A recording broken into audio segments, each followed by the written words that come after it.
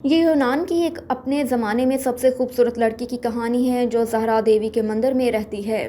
اس کے حسن کے چرچے ہر طرف ہیں، یہاں تک کہ اس ملک کا شہزادہ بھی اس کا دیوانہ ہے۔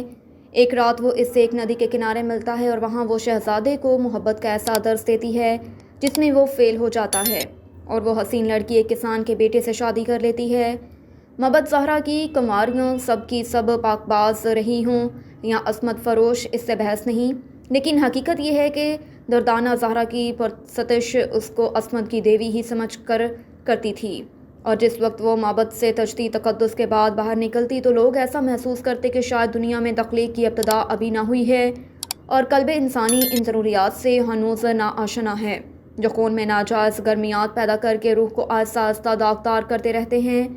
یونان کے مذہبی دور حسن پرستی کا وہ زمانہ انحطاط تھا جب یونان کا ایک ایک نوجوان قلب الگ الگ ایک مخصوص زہرا کا معبد بنا ہوا تھا اور مذہب ان کے ہاں نام تھا۔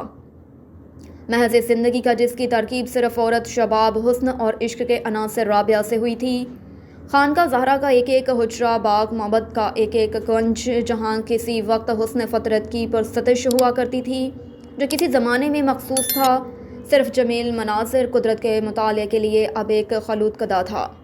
جہاں عصمت آغشتہ باہوں اور محبت مائل با جنون نظر آتی تھی۔ ملک کا کوئی نوجوان ایسا نہ تھا جس نے اپنی عمر کے سینکڑوں دن اسی سعی میں بسر نہ کر دیے ہوں کہ اس فضا کی کم از کم ایک ہی معطر رات اسے میسر آ جائے، اور مشکل سے کوئی آشفتہ شباب ایسا ملے گا جس نے ایک مرتبہ اس میں کامیابی حاصل کرنے کے بعد دنیا میں پھر کسی اور لذت کی خواہش کی ہو۔ دردانہ ایک امیر خاندان کی لڑکی تھی جس کو اس کے والدین نے ایک خواب کی ہدایت کے مطابق خانقاہ زہرا کے لیے وقف کر دیا تھا، اور جس کی کمسنی یہیں کی سیمالودہ فضا میں ریان شباب تک پہنچی تھی۔ اس میں شک نہیں کہ یوں تو خانقاہ کی ہر کمواری اپنی اپنی جگہ ایک بے پناہ مجسمہ حسن ثابت تھی، لیکن دردانہ اس کا تو یہ عالم تھا جیسے فطرت کے کسی حسین خواب نے انسانی صورت اختیار کر لی ہو۔ لوگ کہتے تھے کہ دردانہ سے زیادہ حسین ہونا گویا خدا ہو جانا ہے، اور شاید یہی وہ جذبہ تھا جس نے ابھی تک کسی کے دل میں اس کے پاس التجائے غیر معصوم لے جانے کی ہمت پیدا نہ ہونے دی تھی۔ لیکن یہ کون کہہ سکتا ہے کہ گزشتہ 2 سال کے اندر جب سے اس نے نمود و شباب کے بعد حسب دستور نقاب پوش ہو کر نکلنا شروع کیا تھا، لوگوں کی تمناؤں میں کس قدر تلاطم برپا کر دیا تھا، اور ان کا تخیل اس کے نقاب پوش حسن کو کس کس انداز سے آرائیاں دیکھا کرتا تھا۔ یوں تو ملک کا ہر شخص جس کی رگوں میں خون دوڑ رہا تھا دردانہ کے لیے یکسر اضطراب شوق بنا ہوا تھا، لیکن سب سے زیادہ نمایاں اور اپنے آپ کو مستحق کامیابی سمجھنے والی ہستی شہزادہ نیروبی کی تھی، جو نہ صرف اپنے حسن و صورت بلکہ اکتسابات ذہنی کے لحاظ سے بھی اس وقت یونان کا ایک ہی نوجوان تھا۔ چاندنی رات تھی، خانقاہ کے نیچے بہنے والی ندی میں چاند نے چراغاں کر رکھا تھا اور وادی پرسکون متعلق طاری تھا کہ دفتن اس سکون میں تبدیلی پیدا ہوئی اور ساحل کے ایک جانب سے بربت کے تاروں کی نازک لرزش آ کر ہوا میں ملنے لگی۔ رفتہ رفتہ اس لرزش کا تواتر بڑھا، جھنکار میں زور پیدا ہونے لگا اور انسان نسائی آواز موسیقی بن بن کر تاروں پر دوڑنے لگی۔ دردانہ کا معمول تھا کہ کبھی کبھی وہ رات کو تنہا نکل کر ساحل پر آ جاتی اور دیر تک بیٹھی ہوئی بربت کے ساتھ گایا کرتی۔ اس کا گانا حقیقتاً ایک قسم کی عبادت تھا، اس کی موسیقی گویا اس کی پرستش کی زبان تھی جس کے سمجھنے والے اور جس سے صحیح اثر لینے والے اسے کہیں نظر نہ آتے تھے، اور اس لیے وہ جنگل ہی کی بے جان چیزوں کے سامنے اپنا فلسفہ بیان کیا کرتی اور یہی کبھی ہنستی ہوئی اور کبھی آنسو خشک کرتی ہوئی واپس جاتی۔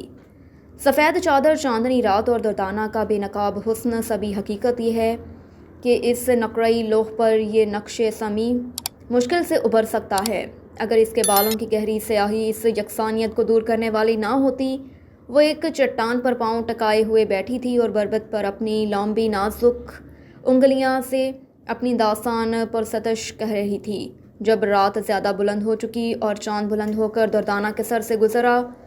تو اس نے اٹھنے کا ارادہ کیا، لیکن وہ کھڑی ہونا چاہتی تھی کہ سامنے کنج سے ایک انسان سفید چادر میں ملفوف آگے بڑھتا ہوا نظر آیا۔ پہلے تو وہ کچھ ڈری، لیکن چونکہ ایک پاک باز دل دنیا میں کسی چیز کی طرف سے عرصہ تک خائف نہیں رہ سکتا، اس لیے وہ پھر اطمینان سے وہیں بیٹھ گئی، اور جس وقت آنے والے نے اس کے استفسار کے جواب میں اپنا نام نیروبی بتایا تو دردانہ تمیزمند کھڑی ہو گئی اور بولی کہ شہزادے کو کس چیز نے ایسے ناوقت اس قدر زحمت برداشت کرنے پر مجبور کر دیا۔ نیروبی بولا، کیا وہ خاتون جس کو دنیا میں سب سے زیادہ حسین ہونے کا امتیاز حاصل ہے اس بات کو نہیں سمجھ سکتی کہ نیروبی جس کی زندگی میں اب کوئی وقت کہلائے جانے کے قابل نہیں رہا، مگر وہ جو کسی حقیقی حسن کے سامنے بسر ہو، کیوں ایسے نا وقت اس قدر زحمت برداشت کرنے پر مجبور ہو گیا؟ دردانہ یہ سن کر صرف ہنس دی۔ نیروبی سلسلہ گفتگو جاری رکھتے ہوئے بولا، جس نے تیرا منہ ان پاکیزہ موتیوں سے بھرا، کیا وہ تجھے اس امر پر مجبور نہیں کر سکتا کہ تو میری قسمت کا آخری فیصلہ سنا دے؟ دردانہ بولی، آہا شہزادے، نیروبی تو بہت اچھا شاعر ہے، اور یہ کہہ کر پھر ہنسی۔ شہزادہ نیروبی بولا، اف دردانہ، گھڑی گھڑی نہ ہنس، کیونکہ چاندنی رات میں بابو نہ کے پھولوں کی بہار مجھے از خود۔ دردانہ، خوب، پھر وہی شاعری۔ اے شہزادے، تو نے یہ فن کہاں اور کب سیکھا؟ اگر میں رات بھر ہنستی رہوں تو بھی شاید تیری نئی تشبیہوں کا سلسلہ ختم نہ ہو۔ میں نے ابھی ایک مرتبہ کوشش کر کے ایک شعر کہا تھا، لیکن وہ بہت معمولی تھا۔ نیروبی، مجھے سناؤ، یقیناً وہ بہت اچھا ہوگا۔ دردانہ، نہیں، وہ نہایت معمولی ہے، اس میں کوئی تشبیہ نہیں۔ مجھے نہیں معلوم تشبیہ کسے کہتے ہیں، اس میں کوئی نئی بات نہیں۔ نیروبی، تمہارے لیے یہ معمولی بات ہوگی، لیکن میرے لیے تو ہر وہ لفظ سکون جان ہے جو دردانہ کے منہ سے نکلے۔ دردانہ، مجھے شرم آتی ہے، تم سن کر مجھ پر ہنسو گے، اور ہاں، اب تو مجھے وہ یاد بھی نہیں رہا، کوشش کروں تو شاید صرف خیال ظاہر کر سکتی ہوں۔ نیروبی، اچھا وہی صحیح، خیال ہی صحیح۔ دردانہ، ایک دن میں محبت میں دیوی زہرا کے سامنے سرزمین پر رکھے ہوئے رو رہی تھی کہ اسی حالت میں مجھے نیند آ گئی۔ میں نے ایک خواب دیکھا جو نہایت دلکش تھا۔ صبح کو نہایت مسرت کے عالم میں جب اپنا بربط میں نے لیا تو بے اختیار میری زبان سے ایک